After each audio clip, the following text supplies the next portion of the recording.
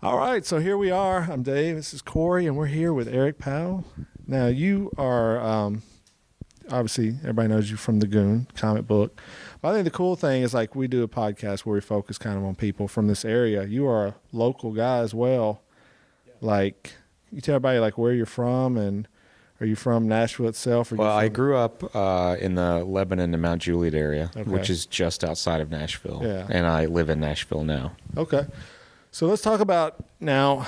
When I was a kid, I loved comic books, with a passion. But I realized in maybe the third or fourth grade, I could not draw very well or cut very well. So I realized I was kind of out of luck. When did you know, like, you had some kind of talent? I had to imagine this developed when you were younger, right? Yeah, I don't remember a time in my life where I wasn't drawing. It was just what I did. You know, it's just I drew. Yeah. And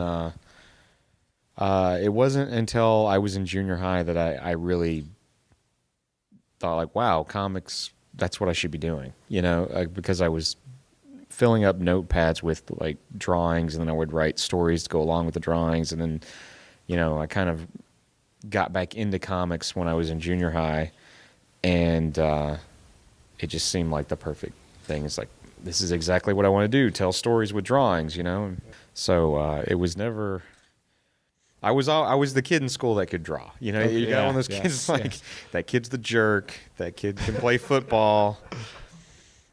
That one does weird stuff in the bathroom, and that kid can draw. So that was who I was. Yeah. That I do remember that kid. I would always kind of sit next to him and say, "Can you draw me?" And he'd draw me. I was like, "Can you draw me again?" Because I don't like that.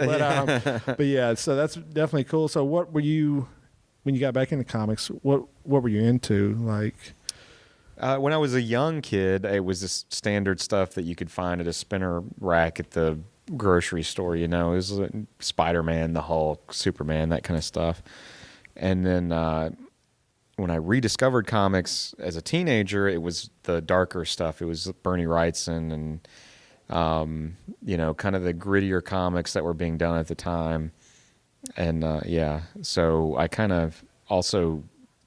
from Bernie Wrightson kind of backtracked and looked at his influences too. You know, I'd read an interview or something that he did, and he's talking about the EC guys, and I started getting into their stuff, Wally Wood and Jack Davis and Frank Frazetta and all those guys.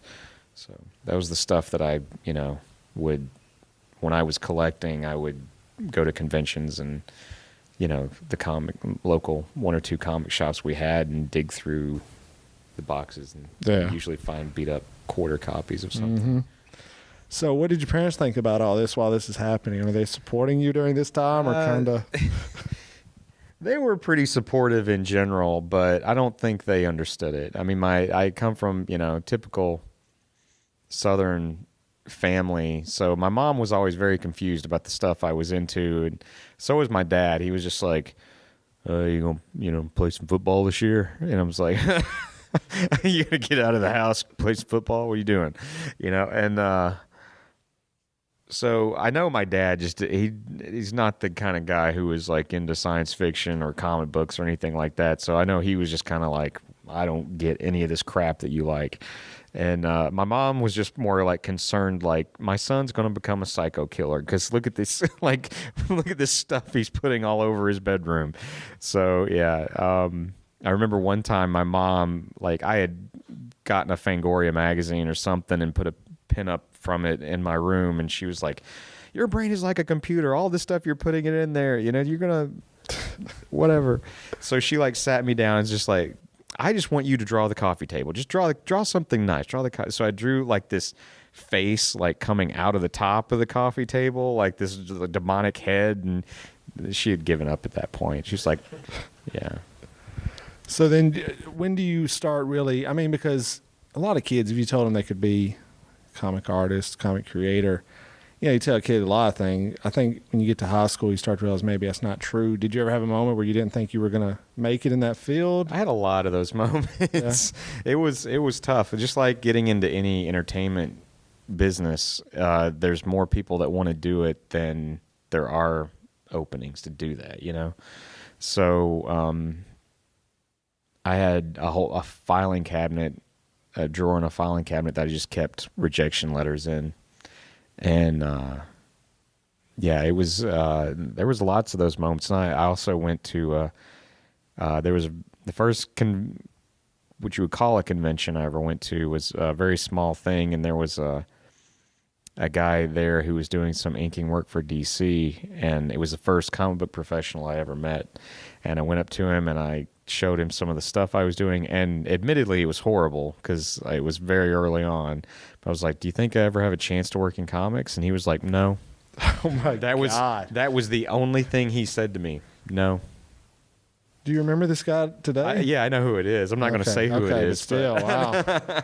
You should have sent him like your first thing in the mail. Like, that's wild. Like, I mean, so I guess now definitely when you interact with fans, I'm sure that plays in the back of your mind. Like, well, I mean, I try to be polite to everyone who comes up to the table because, I mean, I'm the type of person that doesn't forget. It's like, you made my house payment for me. You know, if they're not buying the books, then I'm not paying my bills. You Exactly. know, and so I always try to be very polite to everyone. But sometimes you get pushy people, and you know, sometimes there's got to be, in every crowd of 1,000 awesomely nice people, there's got to be that one jerk, that, and you'll run into them anywhere. So, yeah. But I try to keep in mind that, yeah, these are the people who are supporting me. So exactly. Now let's talk about the Goon a little bit, because this is a very unique character, especially if you see, if people have seen him, or you can go Google search him right now, but very uniquely designed superhero where he's got, the hat, old school hat, looks like an old school kind of guy. Is there anyone that was the inspiration for that character, or was that something you just worked in over time? No, the build of him was definitely influenced by cartoons. Just the kind of like knuckle dragger, kind of like short legs, long arms, kind of like if you look at like Bugs Bunny cartoons, and there's always some monster or some guy, and they're trying to depict as, a thug or a brute or something that was the long torso, short legs, long arms. And so that was really the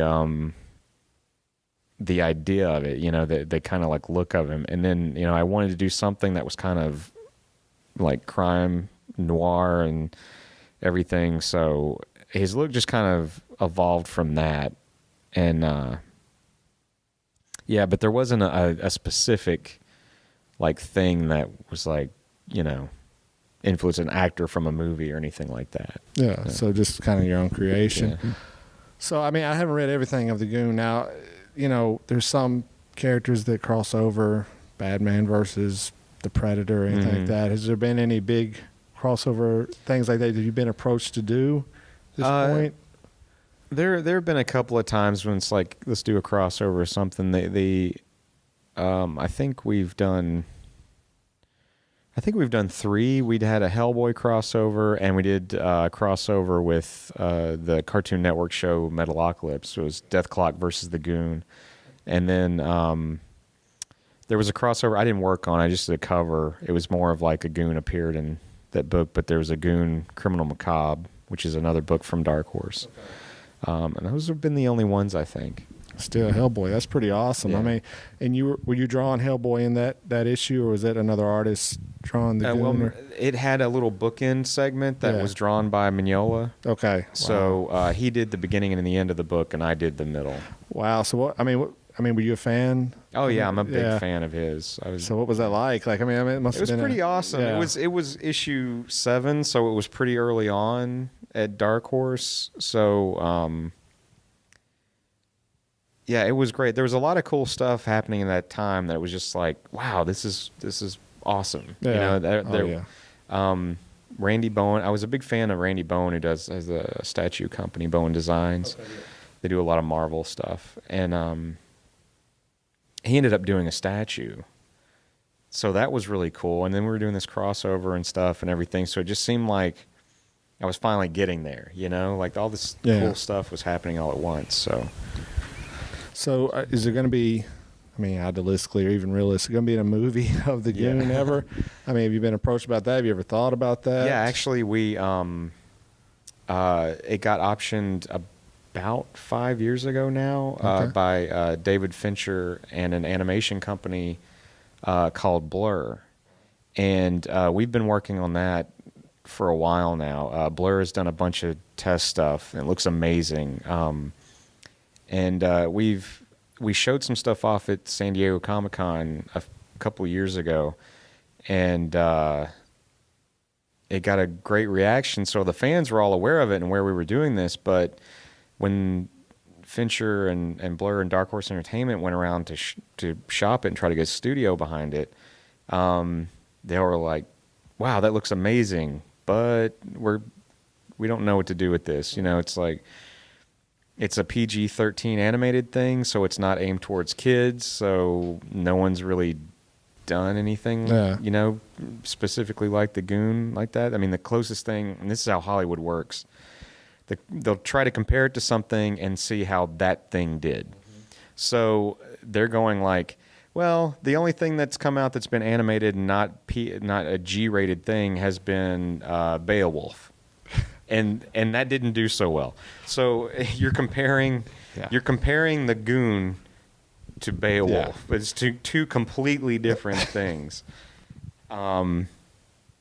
So there was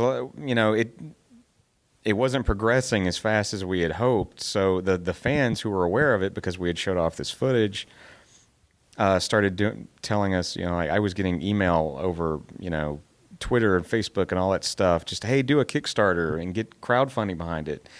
And that was great, and I appreciate the enthusiasm, but realistically, you're not going to raise $30 million over Kickstarter. So Jeff Fowler, one of the guys at Blur, though, had a great idea. He's like, why don't we kickstart something that we can realistically fund? Like, why don't we do a story reel of the whole movie, which is basically they storyboard the whole film, put a temp soundtrack to it, and like crudely animate it. So that way you're not asking some executive to read a script. You just give them a DVD and go, here's what our movie's going to be, but it's going to look way better and have an awesome soundtrack and everything to it. So we did that, and we raised almost $500,000 for that. So they're working on it right now. It should be done relatively soon, and then we got to go through the whole pitch process again. But we have a lot more ammunition now that we've done the Kickstarter, and it was so well received, and we've got a lot of buzz from it. So, I mean, that's amazing, especially testimony of your fans that you're able to raise that much money. I mean, that is fantastic. We've got a pretty hardcore fan base. It's pretty great. Yeah. So, I mean, what are some difficult things about your job as far as like that, as you're explaining right there? I mean, that sounds like it'd be pretty frustrating. Is there other aspects of it that are? It's stressful there's a level of expectation that I put on myself, you know,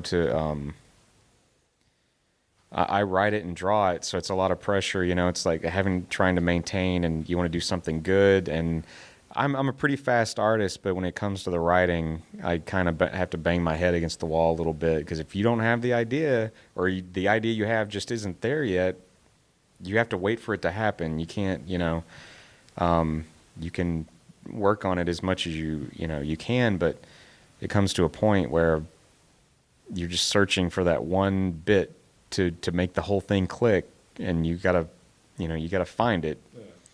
And sometimes it takes a little bit longer than you'd like, especially on a consistent basis. Like as an artist, you know, sometimes it can be rough. When you think of the Goon and you think of a movie, if it was going to be live action movie, is there any actor that just stands out? Have you ever thought about that? Well, we've got attached to the animated movie, Clancy Brown is doing the voice of the Goon. Okay. And now I kind of see him, like, if there was going to be a live action Goon movie, I almost see him as the, you know, he's pretty good. And then Paul Giamatti is doing the voice of Frankie, and I can't picture any other voice coming out of Frankie now. So if there's going to be a live action movie, I'd still want them to do those two guys there. Yeah. I think it'd be awesome, you know. So yes, I mean, like I said, GMX treating you pretty good though today. Like, this is a great show. It's like a little mini Dragon Con. It's pretty fun. Yeah, definitely. Well, thanks for taking time. How do people find out more about you? How to purchase your stuff, your comics, all that? They can go to darkhorse.com or thegoon.com, and it's got, you know, links to social media and digital comics and all that stuff on there. Okay. Well, thanks so much for talking to us, man. Thanks for having me. All right. Appreciate it. Take care. Thanks.